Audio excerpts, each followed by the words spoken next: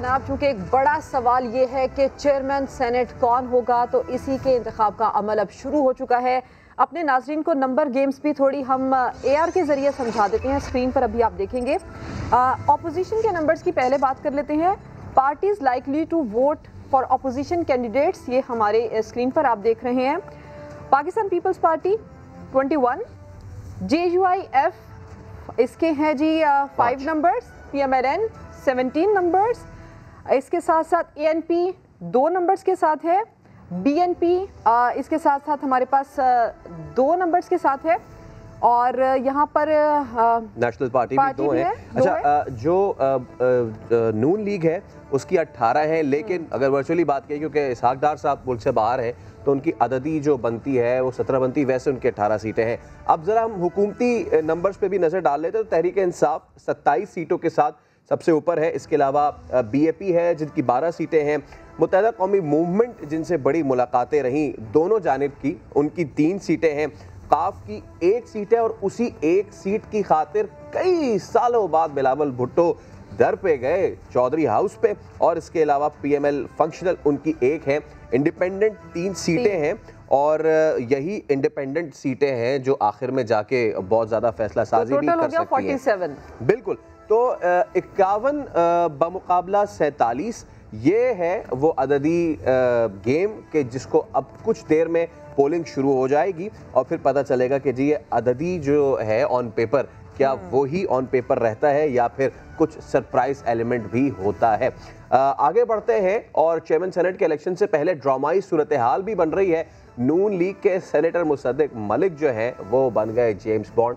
ऐवान बाला में sting operation किया, polling booth में से 5 स्पाई कैम्स गिनवा दिए, माइक्रोफोन भी बरामद कर लिया। TV के ऊपर, वोटिंग टेबल, दरवाजों पर खुफिया कैमरे कहां से आए, किसने लगाए, इस सब हुकूमत पे उन्होंने इल्जामात लगा दिए। बिल्कुल उस जगह पे है जहां पे कैमरे की स्टैंप लगनी थी, और ये वो डिवाइस है, वो कैमरा है गालिबन, जिससे वो रिकॉर्ड होना था कि किसने किसको वोट दिया है। तो एन बूथ के ऊपर 2 हिडन कैमरास लगे हुए थे। बड़े आज जेम्स बॉन्ड 007। ये है सेनेट का वो पोलिंग बूथ। उसके अंदर जो बूथ बना हुआ था उसमें ये डिवाइस लगी हुई है, और आवाज है लीगी रहनुमा मुसद्दिक मलिक की। या माइक्रोफोन है ये मैं नहीं जानता जी। और यह है पोलिंग बूथ में मौजूद एक पेज नहीं बल्कि कैमरा है। लीगी रहनुमा निशानदही कर रहे हैं। नीचे की तरफ ये देखें, उसके अंदर जो बूथ बना हुआ था उसमें ये डिवाइस लगी हुई है। ये क्या ट्रांसमिशन डिवाइस है या रिकॉर्डर है या माइक्रोफोन है ये मैं नहीं जानता जी। वो लाइए जरा वो वाला डब्बा, इसको जरा उधर ले जाइए। और ये है सेनेट इंतजामिया के जिम्मेदार। ये कहते हैं कल तक यहाँ ऐसा कुछ न था। ये तमाम चीज़ें राइट सर। ये कितने बजे सेट हुआ है यहाँ पे? 1:15 बजे सेट हुआ था, और जो आया था उसका लेटर जो है ना वहाँ पे मौजूद है। वो और 1:15 बजे जब ये सेट हुआ है तो आप ये कह रहे हैं कि इसमें कोई ये चीज़ नहीं लगी हुई थी। बड़े आज जेम्स बॉन्ड 007। एक के बाद दूसरी और तीसरी खुफिया डिवाइस। लीगी रहनुमा के मुताबिक ये सब जासूसी का इंतजाम था। ये पेज नहीं है सर ये this is dangling right sir. और ये फवाद साहब की मेहरबानी हो सर जिन्होंने ट्वीट किया कि स्पाई कैमरा इस शक्ल के होते हैं। ये देखिए, और ये पूरी दिखा दें। ये पूरी देखे सर। कहीं और आपको पेज नजर आ रहा है सर?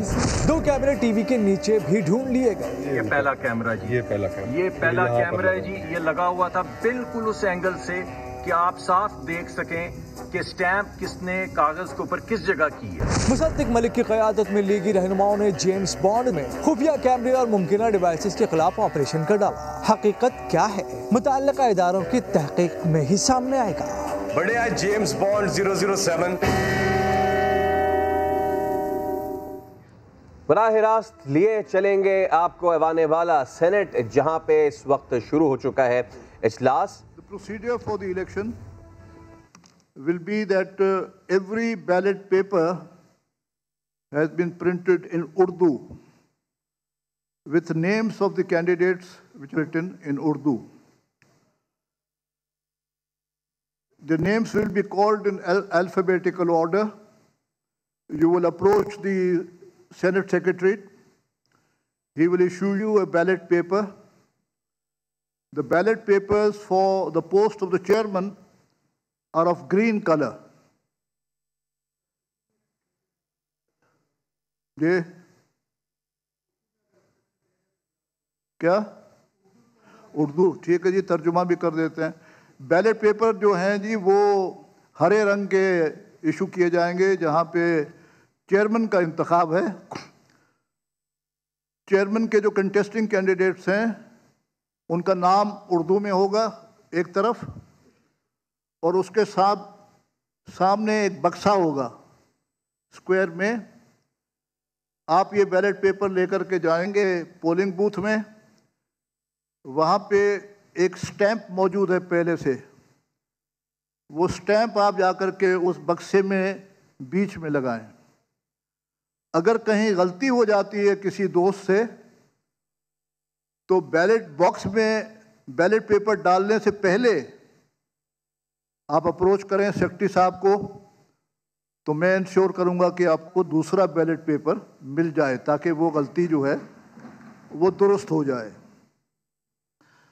उसको बराए मेहरबानी आप फोल्ड जब करें तो फोल्ड बैलेट पेपर को इस अंदाज से और इस तरीके से करें कि वो बैलेट आपका जो है वो ख़राब ना हो जाए।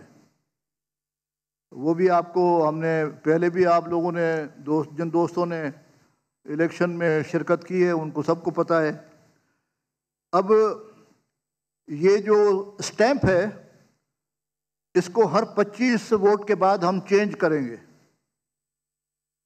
ताकि इंक जो है वो डिम ना हो जाए। तो after every 25 votes what we will do is to change the stamp। और ये भी बता दूं कि मोबाइल फोन्स, कैमरास और जितने भी आपके इलेक्ट्रॉनिक आलात हैं वो प्रोहिबिटेड हैं। Nobody would be allowed to take either a mobile phone, a camera or any electronic device into the polling booth as such। And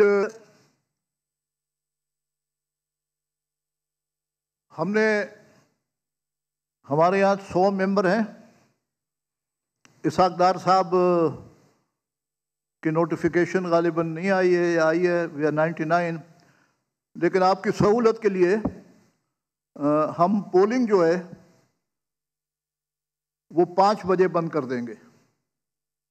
5 बजे क्लोज करके गिनती शुरू कर देंगे। गिनती में जो रिज़ल्ट आएगा उसकी अनाउंसमेंट करने के बाद जो चेयरमैन मुंतखब होते हैं उनको हलफ दिया जाएगा, और चेयरमैन साहब जो हैं वो डिप्टी चेयरमैन के इलेक्शन जो है वो जाके कंडक्ट करेंगे। तो तरीका यही होगा, 5 बजे हम जो है वो पोलिंग को क्लोज कर देंगे। तो हमारी दरख्वास्त दोस्तों से ये है कि बराए मेहरबानी 5 बजे तक आप अपना वोट जो है वो डाल दें। इसमें यहाँ पे बैलेट पेपर को मार्क करने का तरीका भी यहाँ पे लिखा हुआ है, आप ज़रा सा मेहरबानी करके देख लें। और अगर मज़ीद आपको कोई मालूमात चाहिए तो वो भी सेनेट सेक्रेटरी से या मुझसे आप कर सकते हैं। अजय जी, सेक्रेटरी साहब अभी ज़रा बक्से आप दिखाएं खोल के, खाली हैं। बक्से खोलें भाई, ballot boxes. The candidates and the polling agents kindly will see the boxes are empty. What happened? Seal करवा दें भाई, इसको सील करें जी सेक्रेटरी साहब। अच्छा जी, ये हो गया जी। Sir, have you all seen ji?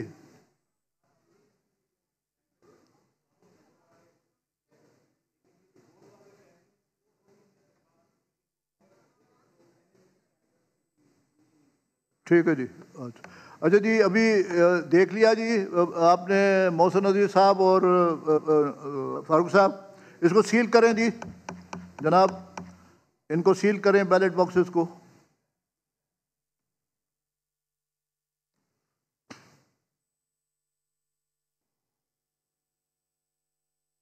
Seal करके ज़रा दिखाएं।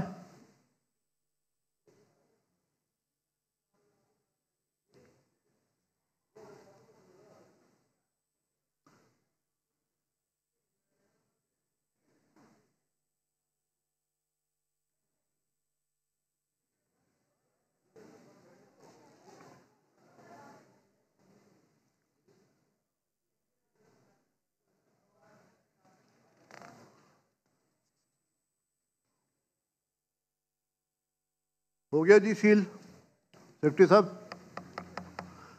अच्छा sir, now we will commence with the process the क्या हुआ?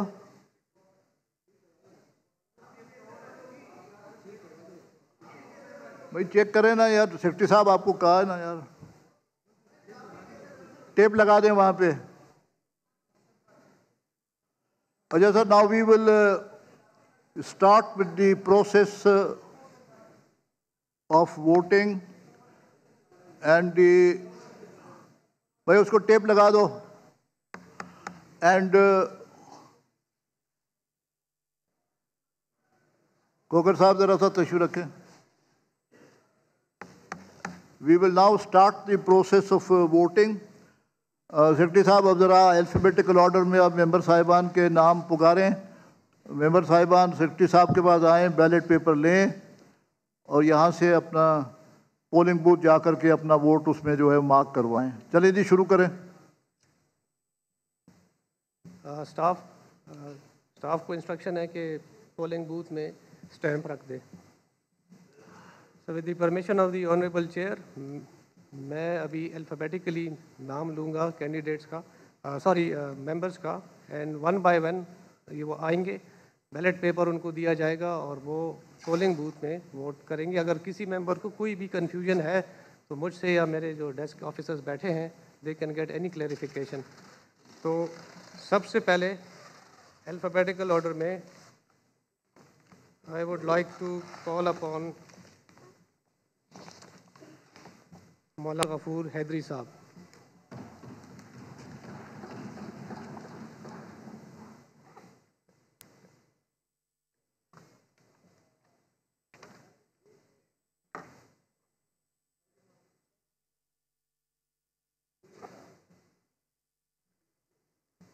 जी सर।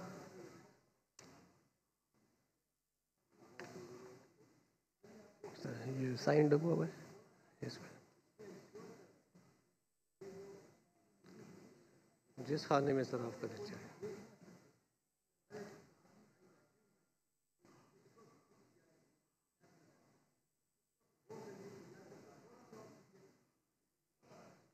ठीक है, ये मौलाना साहब वोट दे दें तो उसके बाद विल शिफ्ट इट बैक। ठीक है सेक्रेटरी साहब, ये मौलाना अब्दुल गफूर हैदरी साहब अपना वोट दे दें तो इसको ज़रा पोलिंग बूथ को ज़रा सा पीछे कर लें।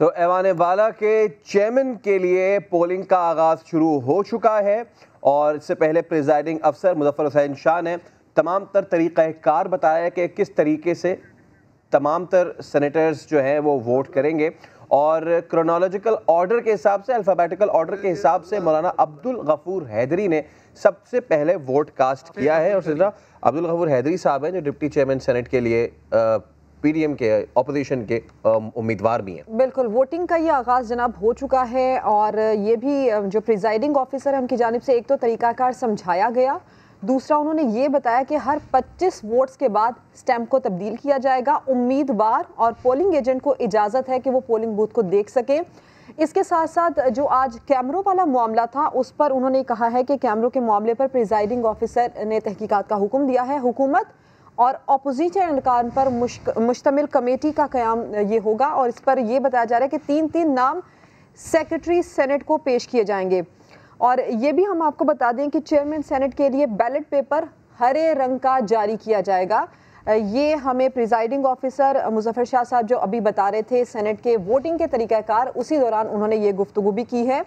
तो वोटिंग का ये अमल शुरू हो चुका है जो कि 5 बजे बंद हो जाएगा। हमारा पैनल अब हमारे साथ मौजूद है, खालिद साहब और अदनान साहब तो हमारे साथ मौजूद हैं ही। अब गुफ्तगू करेंगे पीटीआई से फयाजुल हसन चौहान साहब हमारे साथ मौजूद हैं और जेवीआई से हाफिज़ हुसैन अहमद साहब हमारे साथ मौजूद हैं।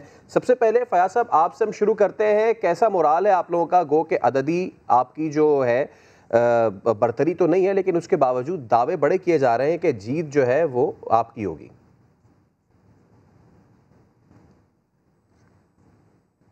फयाजुल हसन चौहान साहब से भी ये बात करेंगे। हाफिज हुसैन अहमद के पास हम चलते हैं। हाफिज साहब, किस तरह से देख रहे हैं आज के पूरे दिन की जो सुबह में कैमरे निकल आए, माइक्रोफोन निकल आए, तो इन सब के साथ ये इलेक्शन हो रहा है, कैसे देखते हैं आप इस सारी कार्रवाई को? बिस्मिल्लाहिर्रहमानिर्रहीम, शुक्रिया। देखिए जी कि पार्लियामेंट हाउस में दो ऐवान हैं, एक ऐवान बाला सेनेट जिसका इलेक्शन चेयरमैन का हो रहा है, डिप्टी चेयरमैन का, और एक है कौमी असम्बली, नेशनल असम्बली। पिछले दिनों से दो चीज़ें सामने आई हैं, और एक कौमी असम्बली के ऐवान ज़ेरी कौमी असम्बली में, पार्लियामेंट के ऐवान ज़ेरी कौमी असम्बली में एक इंतखाब हुआ था, और एक इंतखाब आज ऐवान बाला सेनेट में हो रहा है। अगर आप दोनों का मुवाज़ना करेंगे तो मैं एक सियासी वर्कर की हैसियत से यकीनन ये सोच रहा हूँ, और आपको भी शेयर करूँगा इसमें आपके साथ, कि बात ये है कि लगता ऐसे है कि ऐवान बाला और ऐवान ज़ेरीन और पार्लियामेंट के हवाले से जो तासुर था कि पार्लियामेंट के मेंबरान दुनिया के लिए कानून बनाते हैं, आइन बनाते हैं, ज़वाबित बनाते हैं, लेकिन ख़ुद उस पर अमल पैरा नहीं होते, चाहे वो किसी गाड़ी में हो, चाहे वो मोटरवे पर हो, या कहीं पर इंतखाबी हवाले से हो, या किसी कानून की पैरवी करने के हवाले से उन पर ज़िम्मेदारी हो। तो उसका एक अंदाज़ा हमें कौमी असम्बली में सेनेट के जो इंतखाबात थे उसमें हुआ, जहाँ पर जनाब यूसुफ रज़ा गिलानी साहब और जनाब हफीज़ शेख साहब खड़े थे। वहाँ पर भी जो सूरत हाल थी, वहाँ पर भी एक वीडियो इंतखाब से पहले सामने आया, और टेक्नोलॉजी का जिस तरह इस्तेमाल के लिए गालिबन सुप्रीम कोर्ट ने कहा था, हुक्म दिया था, इशारा दिया था, उस पर अमल दरामद उन्होंने इस हवाले से की गई कि वोट ख़राब करने, वोट ख़रीदने, वोट देने के हवाले से वीडियो सामने आई। वहाँ पर भी अगर आप देखेंगे तो नंबर ऑफ गेम को अगर आप देखेंगे तो वहाँ हुकूमत का पल्ला भारी था, लेकिन नताइज को आप देखेंगे तो नताइज दूसरी तरफ निकले। यानी कि और यहाँ भी सूरत हाल जो सामने आ रही है वो भी बिल्कुल इसी तरह है कि यहाँ पर हो सकती है। चौहान साहब को यहाँ ऐड पर कर लें नंबर इसके गेम साथ, जो है ना वो भी इसी तरीके से हुकूमत का है, हुकूमत नहीं बल्कि अपोजिशन के हाथ में है, लेकिन अक्सरियत हुकूमत के साथ नहीं है। लेकिन यहाँ भी टेक्नोलॉजी का इस्तेमाल हुआ, यानी मिसाल के तौर पर दोनों ऐवानों के साथ हमारे दोस्तों ने बराबरी मसावत का सलूक किया है। वहाँ भी यही कुछ किया गया और यहाँ भी कुछ किया गया, और मैं एक समझता हूँ कि ये इलेक्शन कमीशन की जिम्मेदारी है, और मैं तमाम तर सूरत हाल के हवाले से बात हो चुकी है हाफिज साहब। कमीशन को जिम्मेदार करार देता हूं कि एक तो आप अपने अंदाज में तबसरा भी फरमा दीजिए, ये कैमरों वाले मामले पर ये हुआ क्या? दूसरा, ऑपोजिशन ये दावा कर रही है कि 5 वोटों के साथ जीतेंगे, होगा ऐसे?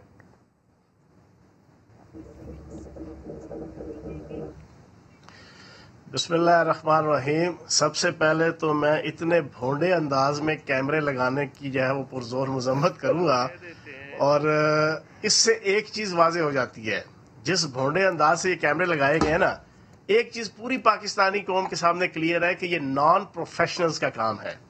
ये प्रोफेशनल जासूसी करने वाले किसी फर्द या किसी अदारे का काम नहीं है, चाहे वो सिविल है या नॉन सिविल है। ये चीज तो बिल्कुल 100% क्लियर हो जाती है कि इतने भोंडे अंदाज से जो जासूसी करने की कोशिश की गई या कैमरे लगाने की कोशिश की गई, वो एक नॉन प्रोफेशनल फर्द, नॉन प्रोफेशनल अदारा, नॉन प्रोफेशनल पार्टी कर सकती है। अब ये नॉन प्रोफेशनल कौन से हो सकते हैं, ये चीज तो क्लियर होगी कि प्रोफेशनल नहीं है। नॉन प्रोफेशनल में एक आ जाता है सेनेट का अदारा, एक आ जाता है इलेक्शन कमीशन। ये 2 अदारे ही आते हैं जो डायरेक्ट उस प्रेमिसेस को और उस बूथ को जो है वो डील कर रहे थे। अब सेनेट के अदारे के हवाले से एक चीज क्लियर है कि कल रात को सेनेट के चेयरमैन सादिक संजरानी साहब नहीं थे, कल रात से लेके अब तक सेनेट की हुक्मरानी, सेनेट की सुपरविजन, सेनेट की एडमिनिस्ट्रेशन, सेनेट की मैनेजमेंट वो हुकूमत के पास या सादिक संजरानी साहब के पास नहीं थी। पहली चीज ये क्लियर हो गई। दूसरी चीज, इलेक्शन कमीशन से बूथ तैयार होके आता है। इलेक्शन कमीशन के हवाले से ये चीज भी नजर आती है। अभी आज से 8-10 दिन पहले इलेक्शन में देखा कि शायद खकान अब्बासी साहब आते हैं तो प्रिजाइडिंग अफसर खड़ा होकर मिलता है, आपके अय्याज सादिक साहब आते हैं तो प्रिजाइडिंग अफसर खड़ा होकर मिलता है, आपके इमरान खान साहब आते हैं, प्रिजाइडिंग अफसर साहब जनाब एरल डाइड लगा के और फेब्रिकॉल लगा के जनाब टिक के बैठे रहते हैं। फिर आपके जनाब असद कैसर साहब आते हैं जो सिटिंग स्पीकर हैं, तो जनाब प्रिजाइडिंग अफसर साहब की जनाब प्रोफेशनल जनाब खुददारी और गैरत वो जागी रहती है और वो बैठे रहते हैं। अब इस इलेक्शन कमीशन के हवाले से भी सवाल उठता है या सेनेट के आपकी मैनेजमेंट के हवाले से। मैं ये समझता हूं कि इन कैमरों के निकलने के हवाले से जो जिम्मेदार हैं, बाकी तो चीजें इन्वेस्टिगेशन या प्रोब करने के बाद आएंगी, डायरेक्ट जिम्मेदार या चीफ इलेक्शन कमिश्नर और इलेक्शन कमीशन है या सेक्रेटरी सेनेट है और सेनेट का अमला है। निकलने के या कैमरों के लगने के से इन्वेस्टिगेशन कैमरों के निकलने के कि इतने भोंडे अंदाज से ये सारा काम क्यों किया गया। मैं वही आपको बात बता रहा हूं ना, ये जो सारा मैंने एनालिसिस पेश किया है ये मैंने बाकायदा एथिक्स के साथ और बाकायदा लॉजिक के साथ पेश किया है। और जो प्रोफेशनल काम करने वाले होते हैं वो इतने भोंडे अंदाज से नहीं निकालते कि आपके मुस्तफा नवाज खोखर साहब और मलिक मुसद्दिक साहब, ये भी बड़ी दिलचस्प बात मैं आपके सामने रखूंगा जो अभी तक किसी ने नहीं रखी होगी। बात यह है कि ये दो जो अपोजिशन है पीडीएम मिक्स चार पार्टी, इनका एक बड़ी पार्टी का नुमाइंदा मुस्तफा नवाज खोखर साहब, दूसरी बड़ी पार्टी का नुमाइंदा डॉक्टर मुसद्दिक मलिक साहब, दोनों मिलकर 007 बन के जनाब आपका बराबर का जनाब आपका ये क्रेडिट लेते हैं ये सारी चीजें डायग्नोज करने के हवाले से, डिस्क्लोज करने के हवाले से। तो मैं ये समझता हूं कि ये अक्सर हमारे माशरे के अंदर और दुनिया के हर माशरे के अंदर होता है कि कोई छुपा हुआ कत्ल, कोई अंधा जुर्म, कोई अंधी डकैती, कोई अंधी चोरी, वो जो सबसे पहले आके ऐलान करता है ना कि उसका सुराग लगाने का, अक्सर वही कल्प्रेट होता है, अक्सर वही चोर होता है, अक्सर वही डाकू होता है। आपने भी फिर फयाज साहब शर्लॉक होम्स वाली बात कर दी है। अच्छा, आप जो सुबह से प्ली आप लोगों ने ली हुई है, इसी पे हम बात कर लेते हैं। शिबली फराज साहब ने भी ये बात की, आप भी यही बात कर रहे हैं और फैसल जावेद ने भी यही कहा कि जी जिसने लगाए उसको पता है कि कहाँ कहाँ लगाए, इसलिए वो फौरन वहाँ पहुँचा, उसने वहाँ से निकाल लिए। अदनान आदिल साहब, आपको नहीं लगता कि हम बहुत ज़्यादा इस पर फोकस कर रहे हैं? अब इसकी तहकीकात का भी आगाज़ हो गया है और ये सारी चीज़ें भी बाद में जाके अनर्थ हो जाएंगी, लेकिन थोड़ा सा अगर नंबर गेम्स की अब बात कर लें, ऑन पेपर स्ट्रॉन्ग नज़र आ रही है अपोजिशन इत्तेहाद। आपको लगता है कि क्या कोई सरप्राइज एलिमेंट दे पाएंगे सादिक संजरानी? क्या उनका जाना अपोजिशन के ज़हराने में और वहाँ जाके लोगों से बात करना क्या कुछ काम आएगा, या फिर आपको लग रहा है कि जिस तरह यूसुफ रज़ा गिलानी ने सरप्राइज किया था उस दिन, आज भी वो यही करेंगे? देखें, इलेक्शन के रिज़ल्ट का इन्हिसार इस बात पर है कि कितने लोग मुनाफ़क़त का मुज़ाहरा करते हैं, क्योंकि दोनों साइड्स दावा कर रही हैं कि अक्सरियत हमारे पास है। कहते हैं कि 1 से 2 सेनेटर्स का फ़र्क है दोनों साइड्स में, लेकिन अब बहुत से लोग ऐसे हैं जिन्होंने दोनों तरफ यकीन दहानियाँ कराई हुई हैं। तो अब कितने लोग दोगलेपन का मुज़ाहरा करते हैं, जैसे पिछली दफ़ा हुआ था चेयरमैन सेनेट के लिए जब अदम एतमाद की तहरीक आई तो सब खड़े हो गए, बाद में उसमें से 14-15 लोग जो हैं उन्होंने वोट उनके हक़ में डाल दिया। तो ये तो हमारी तारीख़ है मुनाफ़क़त और दोगलेपन की, और इस पर भी इन्हिसार है कि कितना पैसा जो है उसने हाथ तब्दील किए हैं, कितना माल खर्च हुआ है।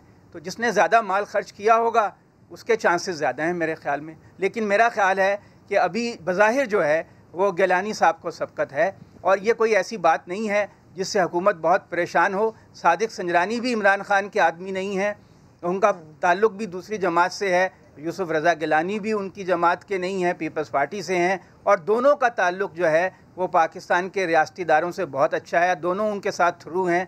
तो अच्छा है सियासतदानों और रियासती इदारों के दरमियान एक पुल का काम, चाहे सादिक संजरानी हो चाहे यूसुफ रज़ा गिलानी हो, काम दोनों एक जैसे ही करेंगे। लेकिन इससे फिर गवर्नमेंट को आगे मुश्किलात क्या आएंगी, इस पर भी हम बात करेंगे खालिद साहब से। लेकिन इससे पहले पीपल्स पार्टी से कमर जमा कारा साहब ने हमें ज्वाइन किया। कमर साहब, बहुत शुक्रिया आपके वक्त का।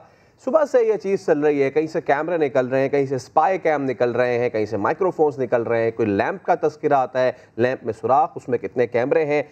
इस सब ने बड़ा बैड टेस्ट कर दिया है आज के इस इलेक्शन को। क्या कहते हैं आप? ये आज के इलेक्शन ने एक और एक्सपोज किया इनकी हरकत को, और इनका जमहूरियत पे और जमहूरी इदारों पे एक और हमला एक्सपोज किया है।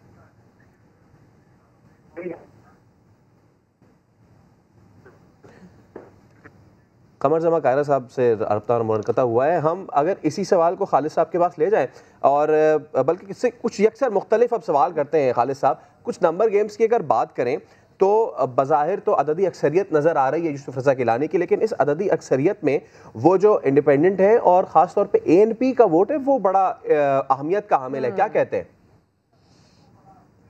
देखिए जी, ANP के 2 मेंबर्स हैं। एक जो है वो मुंसिफ होके आए हैं फारूक साहब, जो हैं वो KP से।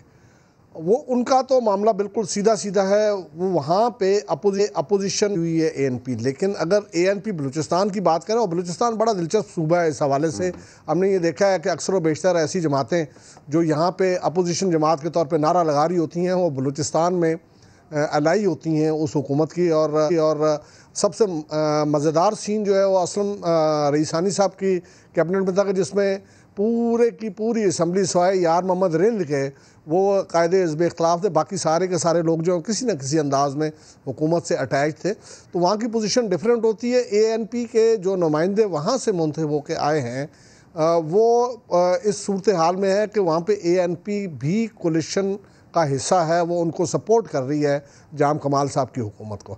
अब वो यहाँ पे जाहिद खान साहब जो उनके सेक्रेटरी इत्तलात हैं ANP के, उनका दावा तो यही है कि हमारे तमाम अरकान जो हैं वो PDM के फ़ैसले के मुताबिक PDM के कैंडिडेट्स को वोट करेंगे, लेकिन पर्सनल लाइकिंग जो है वो हो सकती हैं। और देखें, ये बहुत बड़ी डिबेट है, इसको मैं यहाँ नहीं छेड़ना चाहता हूँ कि ये खुफिया बैलेटिंग जो है वो क्यों है, किस वजह से है। ये जितने लोग बात कर रहे हैं ना, ये इस चीज़ को नज़रअंदाज कर रहे हैं कि इससे पहले 1998 में सुप्रीम कोर्ट बड़ी गहरी नज़र के साथ इस सारे मामले को निपटा चुका है। वो वकला मुहाज केस कहलाता है, जो कि 14th अमेंडमेंट जिसके ज़रिए आर्टिकल 63A कॉन्स्टिट्यूशन में शामिल किया गया था, जिसको एंटी डिफेक्शन लॉ कहते हैं, उसके ऊपर वो पूरी डिबेट कर चुके हैं। और उन्होंने बताया कि कहाँ कहाँ आज़ादी है किसी भी रुकन को अपने इजहार राय की, और उसके साथ उन्होंने जो सीक्रेसी है उसको भी उसमें पूरी तरह से डिस्कस किया हुआ है। बदकिस्मती की बात है कि जो रिसेंटली रेफरेंस था उसमें भी वो दलाइल में उस अंदाज में वो बात नहीं आ सकी। उसका इजमाली तज़किरा तो हुआ है, लेकिन उसको पूरी तरह से वहाँ पे डिस्कस नहीं किया गया। मैं दोबारा इस तरफ आता हूँ कि जो खुफिया बैलेटिंग है, इसमें मामला किसी तरफ भी जा सकता है। कोई भी बंदा जो है वो अपने ज़रूरी नहीं है कि वो वहाँ पे वो पार्टी डिसिप्लिन का पाबंद हो। और फिर दूसरी बात ये है कि जिस तरह से यूसुफ रज़ा गिलानी को वोट देने वाले जो हैं उनके ऊपर अगर वो ओपन भी हो जाएं तो उनके ऊपर नाअहली का इतलाक नहीं होता। आर्टिकल 63A का इतलाक उन पर नहीं होता। इखलाकियात की बात तो की जाती है, कॉन्स्टिट्यूशन कहाँ गया? कॉन्स्टिट्यूशन में अगर एक चीज़ को जो है वो लीगल कवर दिया गया है तो फिर उस पे जो है कोई एक्शन नहीं हो सकता। और यही चीज़ जो है बड़ा इंटरेस्टिंग बनाती है इंतखाबात को। हमारे साथ ही हमारा पैनल मौजूद रहेगा। एक काम डेवलपमेंट भी आ रही है। डस्का धुंध के बाद सेनेट पर डाका डालने वाले आखिरी जंग हार चुके हैं। मरियम नवाज ने ट्विटर पैगाम दिया है। उनका कहना है कि आईनी तरमीम में नाकाम रहे तो खुफिया कैमरों वाले मिस्त्री ले आए। आइन में खुफिया वोट का जिक्र है, खुफिया कैमरों का नहीं। वोट चोरो शर्म करो और कुर्सी छोड़ दो। मरियम नवाज ने ट्वीट किया है। अपने ट्वीट में उन्होंने ये कहा है कि खुफिया कैमरों वाले मिस्त्री ले आए हैं। आइन में खुफिया वोट का जिक्र है, खुफिया कैमरों का नहीं। बिलावल भुट्टो जरदारी भी आए हैं मैदान में। उन्होंने कहा है कि इल्ज़ाम लगाया उन्होंने हुकूमती उम्मीदवार पर ऐवान की इज्जत खाक में मिलाने का। कहते हैं कि सादिक संजरानी इस्तीफ़ा दें, और उनका ये भी कहना है कि जो हारते हैं वो इस किस्म की हरकतें तो करते ही हैं। लगे हुए कैमरे ये तो जो हादसे हैं वो इस किस्म की हरकतें करते हैं, तो अपना उनका जो खौफ है, उनका जो इख्लाक है वो आपके सामने है, कोई लेजिटिमेसी नहीं है। और जिस तरीके से सादिक सिजरानी साहब ने इस हाउस का इज़्ज़त और वक़ार में कमी ले कराया है, अब कोई ऑप्शन ही नहीं है, उसको खुद मुस्ताफ़ी होना चाहिए। और इस पूरा प्रोसेस में एक किस्म का भाग आ चुका है जिसको हमें एड्रेस करना पड़ेगा। मैडम बस कर दीजिए। तमाम तर सियासी गहमा गहमी के साथ इंतखाबात का अमल अब शुरू हो चुका है और तमाम तर मौजूद सेनेटर्स इस वक्त अपना वोट कास्ट कर रहे हैं। 5 बजे तक का वक्त है, तो हमारे ट्रांसमिशन का सिलसिला भी जारी। एक ब्रेक लेंगे, इसके बाद हाजिर होंगे, हमारे साथ ही रहिए।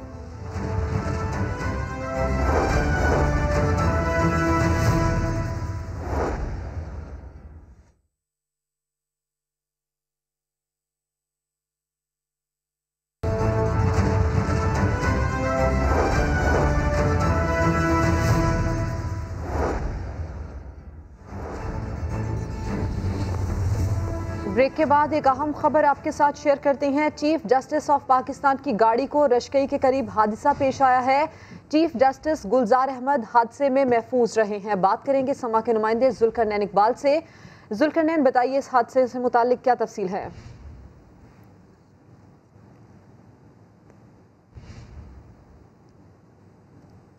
जुल्करनैन इकबाल से हम राब्ता करने की कोशिश करते हैं। चीफ जस्टिस ऑफ पाकिस्तान की गाड़ी को रशकई के करीब हादसा पेश आया है। चीफ जस्टिस गुलजार अहमद हादसे में महफूज रहे हैं, ये बताया जा रहा है। मजीद ये भी इत्तलात हैं, चीफ जस्टिस याहिया अफरीदी के वालिद की नमाज जनाजा में शिरकत के लिए जा रहे थे। चीफ जस्टिस गुलजार अहमद हादसे के बाद वापस इस्लामाबाद पहुंच चुके हैं और ये भी बताया जा रहा है कि चीफ जस्टिस पाकिस्तान गुलजार अहमद हादसे में महफूज रहे हैं। एक बार फिर सेनेट इलेक्शन की बात करें, यूसुफ रजा गिलानी कहते हैं कि आज पीडीएम का मुकम्मल इत्तेहाद है, जो वोट ऊपर मिलेंगे वो बोनस होगा। हमारी पीडीएम की मुकम्मल तादाद है और जो आज वाक़या हुआ है उससे बहुत लोग दिल बर्दाश्ता हैं और इंशाअल्लाह आप देखेंगे जो ऊपर होंगे वो बोनस होगा। तो अब हम बात कर लेते हैं, हमारे साथ पैनल मौजूद है और इस पैनल में शामिल हो रहे हैं तहरीक इंसाफ से एमएनए इब्राहिम खान, जिन्होंने 2018 में यूसुफ रजा गिलानी को शिकस्त दी थी। इब्राहिम, बहुत शुक्रिया। हमें बताइएगा कि आज के इंतखाबात को आप कैसा देख रहे हैं, ख़ास तौर पे ऐसे वक्त में कि जब इतनी सारी चीज़ें आ रही हैं, कैमरे का लगना और इल्ज़ामात इधर भी लगना उधर भी लगना। व्हाट्स योर से? देखें, रिफॉर्म्स की अशद ज़रूरत थी, जिसके लिए हमने उस पर ज़ोर भी दिया। पीपल्स पार्टी भी और नून लीग का चार्टर ऑफ डेमोक्रेसी में भी ये इन्होंने अलग ऐलान कहा था। इन राइटिंग भी इनकी शेक नंबर 23 थी, उसमें ये लेके आए थे कि हम इसको ओपन बैलेटिंग की तरफ लेके जाएं ताकि इंतखाबात की शफाफियत जो है उस पर कोई क्वेश्चन न उठाए जा सकें। अब क्योंकि इनको उस चीज़ की डिसएडवांटेज हो रही थी, इन्होंने मकसद है कि मामलात को किसी और तरीके से हैंडल करना था, तो ये ओपन बैलेटिंग की तरफ नहीं आए। एंड कॉन्सिक्वेंटली ये जो सेनेट का इलेक्शन हुआ इस्लामाबाद का, उसमें आपने देखा जिस तरीके से मकसद है कि वो 16 लोग इधर से उधर गए और वो वीडियोज़ और ऑडियोज़ और वो जो आ रही थी कि इतने पैसे आपको ये मिल जाएंगे, इतने आप कराची में ले लीजिए और ब्ला ब्ला, मकसद है जो भी उनका एक तरीका। अब देखें एक चीज़ के अगर विटनेस आ जाए और उसके बाद मकसद है कि इलेक्शन कमीशन को डेफिनेटली इस पे एक्शन लेना चाहिए और इन मामलात को सख्ती से इसके साथ निपटा जाना चाहिए। ये अगर हम कौम में लीडरशिप ही ऐसी लेके आएंगे जो इस किस्म के मैल प्रैक्टिसेस में इन्वॉल्व होगी, तो फिर इस मुल्क का क्या बनेगा? मैं तो ये एक बड़ा सिंपल सा क्वेश्चन है कि हमें अपने इलेक्टोरल प्रोसेस में जो है वो बहुत क्लियर कट जो है रिफॉर्म्स की ज़रूरत है और ट्रांसपेरेंसी की ज़रूरत है, ताकि लोगों का देखें डेमोक्रेसी का मकसद क्या है? डेमोक्रेसी है यही कि आप हक राय दही कि जिसको आप चाहें अपनी मर्ज़ी से वोट कर सकें, बग़ैर किसी झिझक के, बग़ैर किसी लालच के, बग़ैर किसी खौफ के। अगर वही चीज़ ही उसमें ना रहे तो फिर वो एसेंस ऑफ डेमोक्रेसी ख़त्म हो जाता है। और प्रायोरिटी एसेंस ऑफ डेमोक्रेसी अब ये रखनी चाहिए इब्राहिम साहब, जैसे कि आपने भी बात की कि प्रायोरिटी ये होनी चाहिए कि जब इलेक्शंस हो जाएं सेनेट के भी और जब चेयरमैन सेनेट का भी इलेक्शन हो जाए उसके बाद इस चीज़ को भूला ना जाए। तो 15 से ज़ायद जो है सेनेटर्स अपना वोट कास्ट कर चुके हैं, जिसके बाद 4 बजे के बाद हम दोबारा हाजिर होंगे। 1 घंटे का वक्त रह जाएगा फिर बैलेटिंग के लिए, तो अभी ब्रेक लेंगे, इसके बाद दोबारा हाजिर होंगे।